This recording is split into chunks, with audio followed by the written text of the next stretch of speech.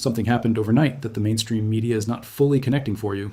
While most of the world was asleep, a conflict that began less than 3 weeks ago quietly crossed a threshold that military analysts have been watching with growing alarm.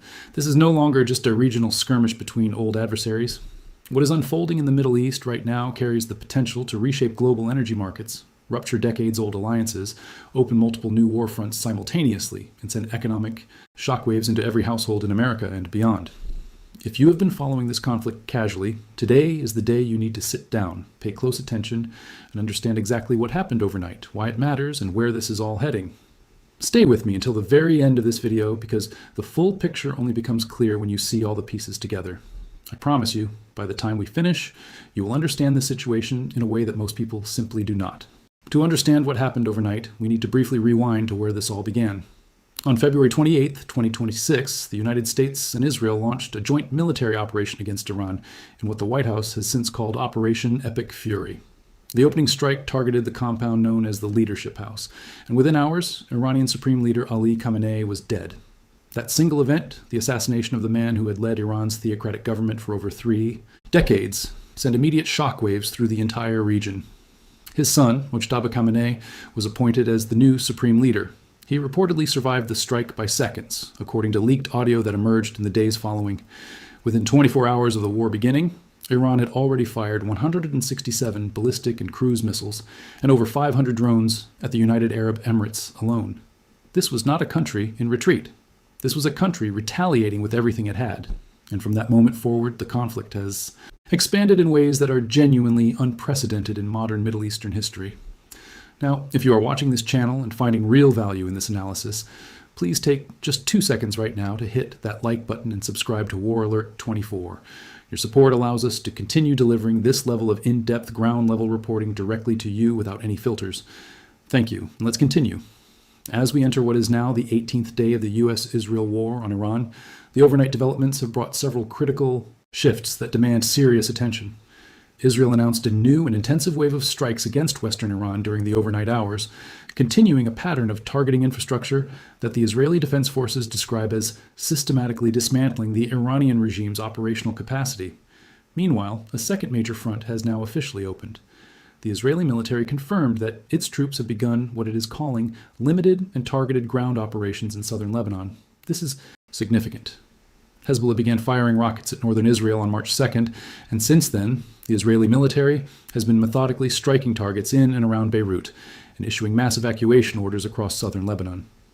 According to Lebanon's Government Disaster Office, the assault has now killed at least 886 people and displaced more than 1 million Lebanese civilians. That second front is not a distraction. It is a deliberate strategic move designed to prevent Hezbollah from opening a sustained and organized missile campaign against northern Israel while the primary confrontation with Iran continues. But here is where the overnight picture becomes truly alarming. The Strait of Hormuz, the narrow waterway through which roughly 20% of the world's entire oil supply passes, remains functionally closed to normal shipping. Iran's new supreme leader, Mojtaba Khamenei, declared that the strait would stay closed until U.S. military bases across the region are shut down. That is an extraordinary demand that Washington has shown no interest in meeting. And the consequences of that closed strait are already cascading through the global economy in ways that are accelerating by the day. As of this morning, Brent crude oil, the global benchmark, is trading at over $106 per barrel. That is a jump of more than 40% compared to prices on February 27th, the day before this war began. Liquefied natural gas prices have surged even more sharply, rising by nearly 60%. Qatar, which supplies about 20% of the world's LNG, was forced to suspend production after an Iranian drone attack struck its facilities on March 2nd.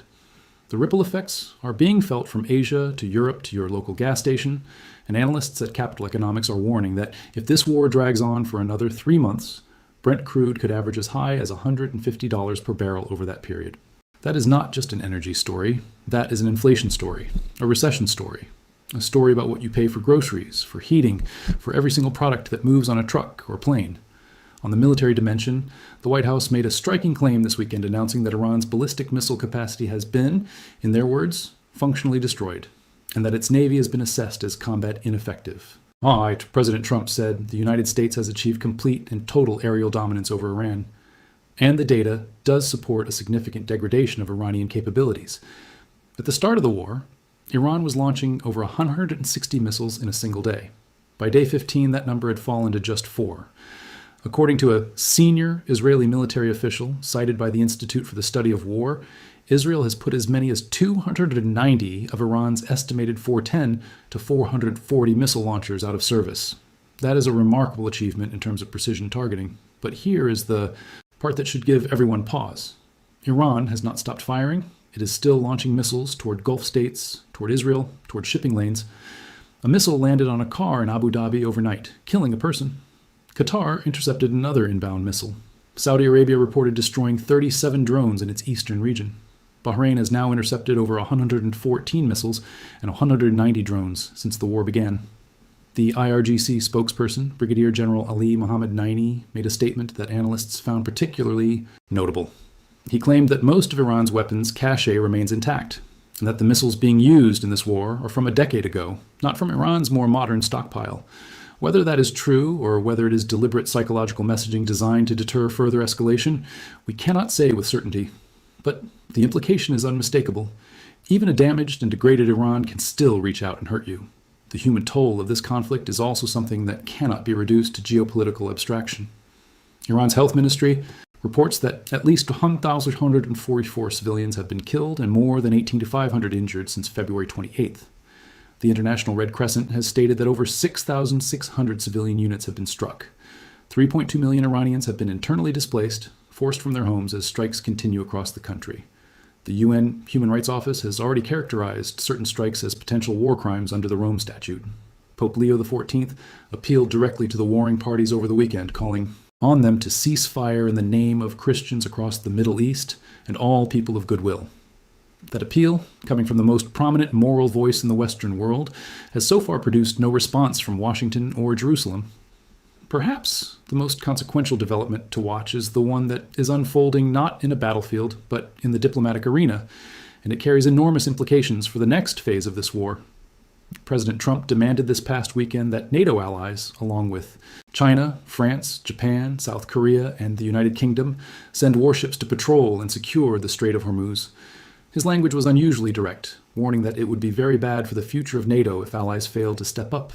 He also stated that the United States would remember which countries chose not to help. But as of overnight, foreign nations have reacted with either silence or outright rejection of that demand. NATO allies are not rushing to join a war that many European capitals openly oppose. China, which relies heavily on Gulf oil, is navigating its own delicate calculations. And Trump has now indicated that his planned trip to China at the end of March may be delayed because, as he put it, he cannot afford to be out of the country while a war is ongoing. That diplomatic standoff over Hormuz is not a side story. It is the central question that will determine whether this war can be contained or whether it expands into something far larger. If the strait remains effectively closed, the pressure on every major economy in the world to do something will only intensify. There's one more development that deserves your full attention, and it is something that has received far less coverage than it warrants. Iran's foreign minister, Abbas Araghchi, gave an interview to CBS News over the weekend in which he directly contradicted President Trump's claim that Iran had been asking for a ceasefire. Araghchi's exact message was that Iran had never asked for a ceasefire, and that Tehran was prepared to defend itself for as long as necessary. He also separately called on neighboring countries that host U.S. military bases to clarify their positions, accusing some of actively encouraging what he described as a slaughter. That framing is deliberate. Iran is trying to drive a wedge between Washington and the Gulf Arab states that have quietly allowed the United States to use their territory as a staging ground for this campaign. The Revolutionary Guard has followed that up with a direct threat to strike industries across the region associated with the United States. The Houthis in Yemen have declared solidarity with Iran and said their hands are on the trigger. Iraq and Lebanon are both seeing strikes. The regional architecture is under stress in every direction simultaneously. What we are witnessing is not a simple two-sided conflict. It is a complex, multi-front, multi-actor confrontation that is reshaping alliances, disrupting the global economy, producing a staggering humanitarian crisis, and raising questions about the limits of American military power and diplomatic influence that have no easy answers. Israel says it plans for at least 3 more weeks of fighting. The United States has spent more than $12 billion in the first 17 days of this war.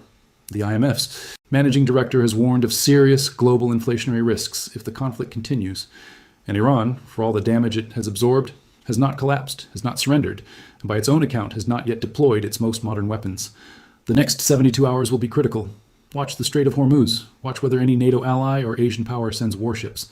Watch the Lebanese front. Watch whether any back-channel ceasefire communication emerges from Oman or Qatar, both of whom have historically played that mediating role in U.S.-Iran tensions. Those are the indicators that will tell us whether this war is moving toward a negotiated pause or toward a far more dangerous escalation. We will continue tracking every development on this channel, and we will not stop until you have the full, unfiltered picture of what is happening and what it means for all of us. If this analysis helped you understand the situation better, please share this video with someone who needs to see it. Drop your thoughts in the comments below. Do you think a ceasefire is still possible, or has this war already gone too far to pull back? We read every single comment. Share this video so more people can access real analysis in a moment when it matters most. And if you have not yet subscribed to War Alert 24, do it now. Because in a world moving this fast, you cannot afford to miss what comes next.